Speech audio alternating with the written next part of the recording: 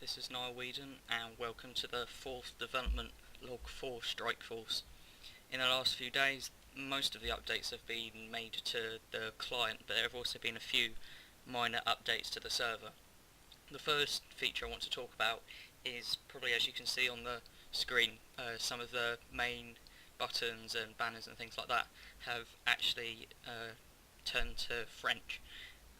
What I've wanted to do for quite a while now is make a game which isn't strictly English. Being from an MMO community in the past, quite a lot of the members there actually didn't speak English as their first language and found it difficult to actually play most of the games there. So I tried it in the past and it worked fairly well until I got to languages sort of like Polish and things like that, which aren't strictly supported by some of the fonts. So what I've ended up doing is created an additional font texture which uses the Windows 1252 character encoding, which basically covers most European languages such as French, German, Spanish, and Polish, and things, other languages like that. To do this, I've basically had to change the text rendering function as well quite a lot to actually support the extended characters, but as you can see, it works quite well. I implemented this by just creating a small editor which creates language packs and exports basically just a bunch of strings into a file which then can be called from the client or server, which is then rendered to the screen. Yeah, I've also managed to implement this into the server, so now when you log in, the language of your client is sent to the server, and when the server wants to send this specific client a message, it will send it in the correct language of the client. So as you can see, if I log in, you might be able to see one. Yeah, you can see at the bottom of the page I've just made a little message. Really, it's nothing too special, but that's been sent from the server, and as proof to show you that it does actually work. The next update, as you can probably see, is I have a gun in my hand now instead of just a purple and blue bar. So yeah, I've also increased the fire motion, the fire rate, and I also have another weapon as well, which also makes the player change their sort of weapon wielding position. Yeah, the problems that I had to overcome with this is that the pivot point wasn't exactly right, so that took me quite a while to actually fix and make it look like the arm was rotating about the shoulder rather than sort of in the middle of his arm.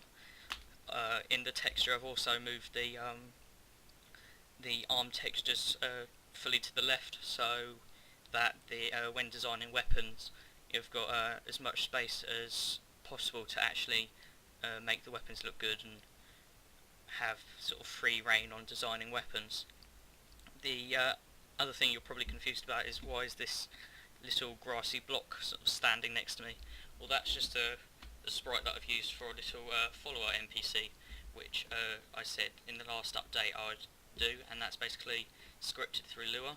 I think the script's about 34 lines with comments, so it's not actually that long, but the main thing I wanted to test out really was the terrain navigation with Lua. So as you can see, it's sort of following me about, and it jumps up as well, and it recognises where the blocks are. A few of the other tweaks that I've made are the rain position and velocity initialization. I've actually moved into the class now, into the particle class, to make it a little bit more efficient, seeing as now I'm not pushing 4 parameters onto the stack. Now I'm popping them off when I'm done with them, so it might not make much of a change, but I think it helps at least anyway with people that may have slightly slower machines. Another tweak is that I've made the grenades drop a lot faster than before. As you probably noticed previously, the grenades probably looked like they were sort of floating through the air a little bit. So I think I've made gravity act about 3 times as much on the grenades now, so they drop a lot more, and also their range isn't just ridiculous. Yeah, and today I also implemented a OpenAL sound engine. I did have a Fmod one made up previously before, but looking through the licensing, it does actually cost quite a lot to buy a license if you're publishing a commercial game or application.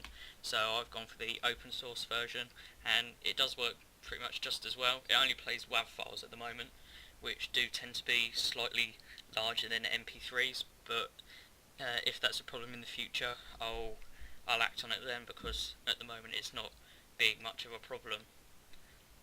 The final thing is I've also updated the player collision function, so that's actually in the class now as well.